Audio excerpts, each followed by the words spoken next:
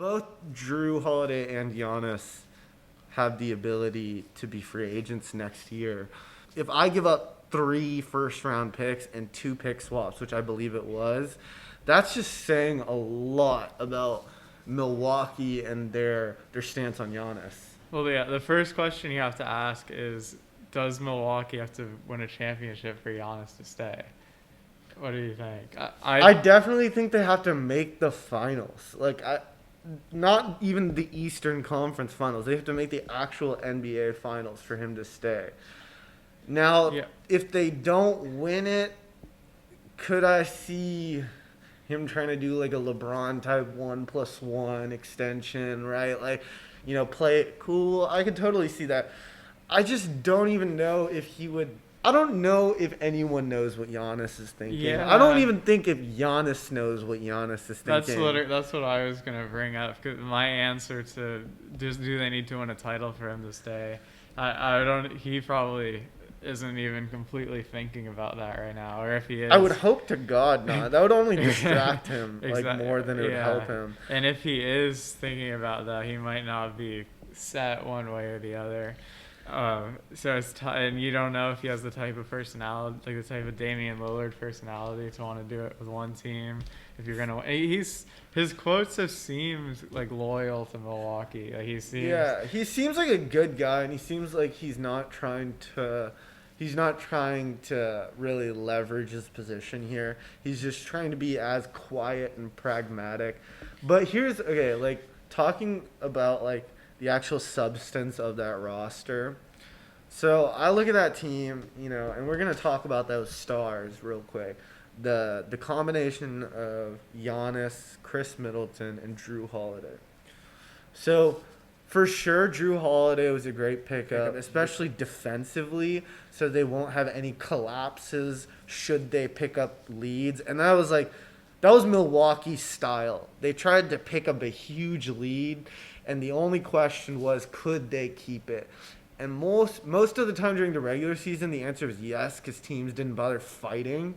But in the regular season, I think we saw that there are ways to beat Giannis, whether it's walling up like we saw with a Philly or a Toronto in years past, or just playing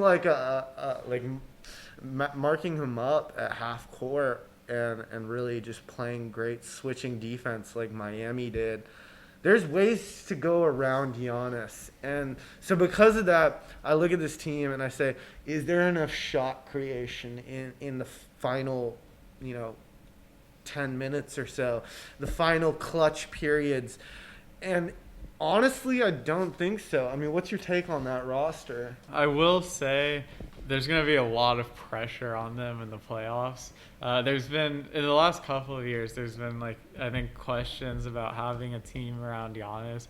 Obviously, he's good enough. Well, I think, obviously, he's good enough to be the best player on a championship team if that team has other stars on it.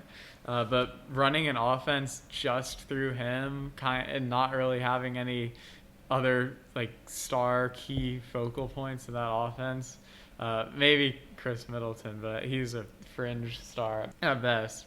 So running that team through him, kind of like the Rockets did through Harden, I think there's a lot of people who kind of look at that and say a team structured around that, like one person being their entire offense, has a cap on it. And I think if they don't win the championship this year, they might see that as more of a firm cap. And if Giannis himself views that as them capping their potential on that roster, even with Drew Holiday, then he really might be tempted to leave.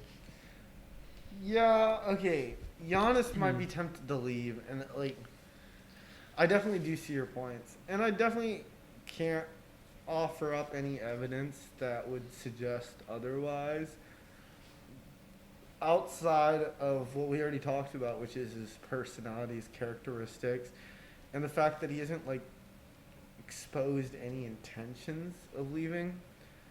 My thing is, I look at the teams that are, emptying up their roster, their cap space, so to speak, to sign him in that free agency period next year.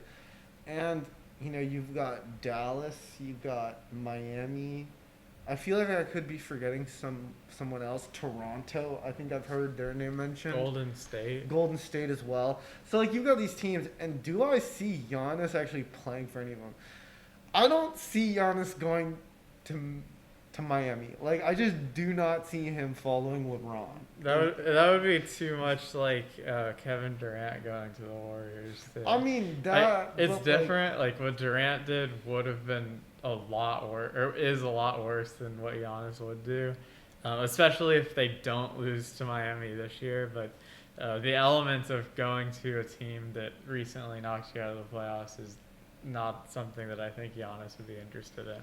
Yeah, and also I just don't think he fits with their style of play really. Like with Bam Adebayo, I just don't see how those two would coexist. Like, are they both skilled enough to coexist? Yes, but should they have to? I don't think so.